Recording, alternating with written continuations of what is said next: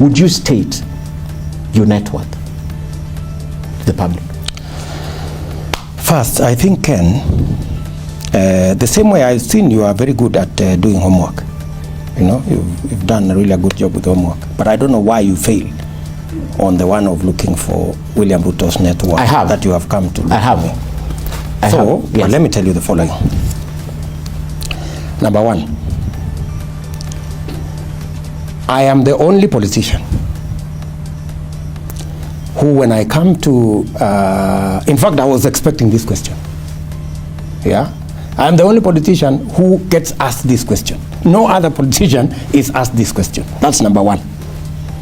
Number two, when I supported Raila Odinga, I was never asked about my net worth. When I supported Uhuru Kenyatta, I was never asked about my net worth. And now we are asking. Now you are asking. Yes. Are you telling me, is your question that Mr. William Ruto, why are you daring to run for president when you are the son of a peasant? Is that your question? No, that's not my question. That's your question? No, my question is because why isn't anybody else asked this question? Why I have never been asked this question until people realized that William Ruto could possibly run for president. And let me tell you, my friend, I am sure that there are many people, and I want to tell you for the record, there are many people I went to school with, both in primary, in secondary, in university.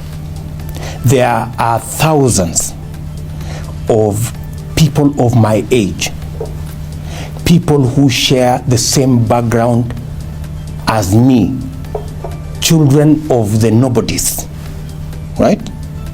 But today, after 20, 30, 40 years, they own a property in Karen, or they own a property in some estate, or they own something in this town.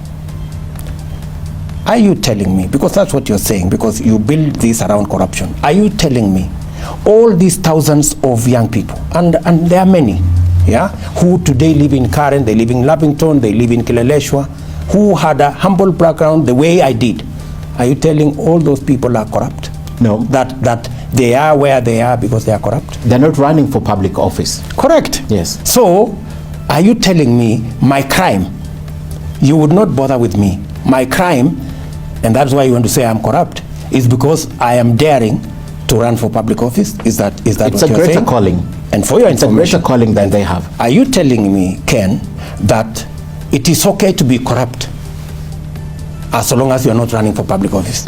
Is that what you're saying? You told Citizen Once that corruption cannot stop a leader from delivering their mandate. Let me tell you. Let me finish this story.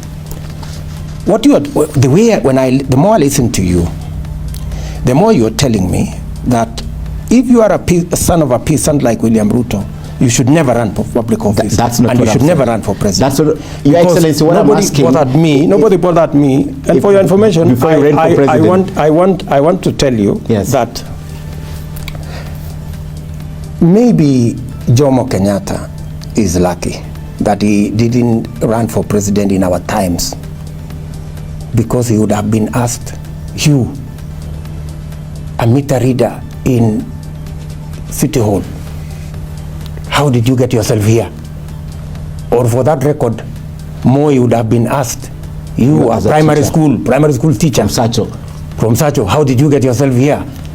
You know, you must be corrupt, you must be this, you must be this. My friend, let me tell you,